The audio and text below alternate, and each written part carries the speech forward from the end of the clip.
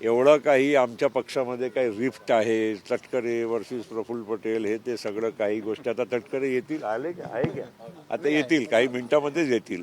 आम्ही सगळे एकत्रच होतो. काही कुठलाही निर्णय, माझ्या नावाचा निर्णय आमच्या पक्षांनी एकमताने सर्वांनी बसूनच ठरवला होता की प्रफुल्ल पटेलांना केंद्रामध्ये जेव्हा संधी आपल्या पक्षाला मिळेल तर त्यांना द्यावी. हा कुठलाही काही वादाचा विषयच नाही आहे. आणि जेव्हा आम्हाला हे पण सूचना आहे की थोडे दिवस थांबा, थोडे दिवस धीर ठेवा, मग त्याचा अर्थ हे नाही ना की काही उद्याच्या उद्याच काही म्हणजे ते करणार असेल, पण काही दिवसानंतर काही तर नक्कीच विचार होणार असेल, त्यामुळेच आम्हाला असं सूचना केली गेली आहे.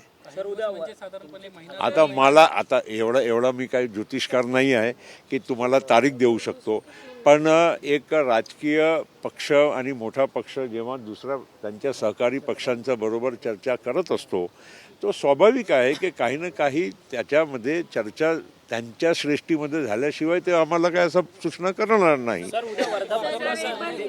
आणि त्याच्या अगोदरच तुम्हाला मंत्रिपद भेटत नाही, कुठेतरी कार्यकर्त्यांमध्ये नैराश्य वगैरे असं आहे, हे मी समजू शकतो. असे वेगवेगळे प्रश्न निर्माण लोक करून राहिले. आम्हाला काय नाकारला होता आणि दिलंच नव्हतं की द्यायची तयारी नव्हती असं तर अजिबात नाही ना. जर असं राहिलं असतं तर ते तुम्ही जे प्रश्न विचारतात ते खरं आहे.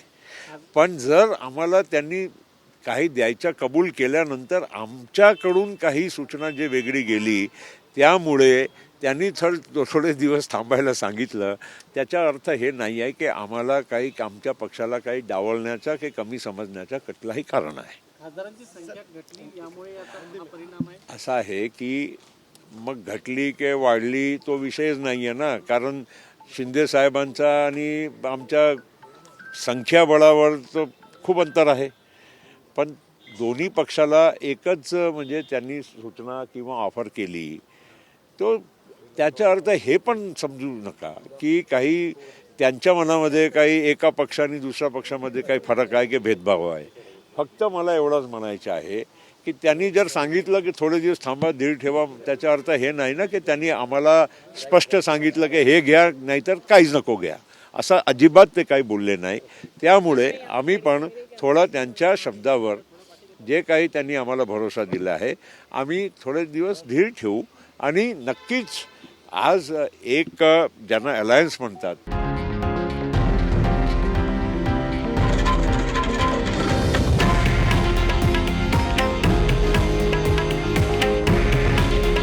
हे आहे देशातील नंबर 1 न्यूज नेटवर्क आणि आपण पाहत आहात TV9 मराठी.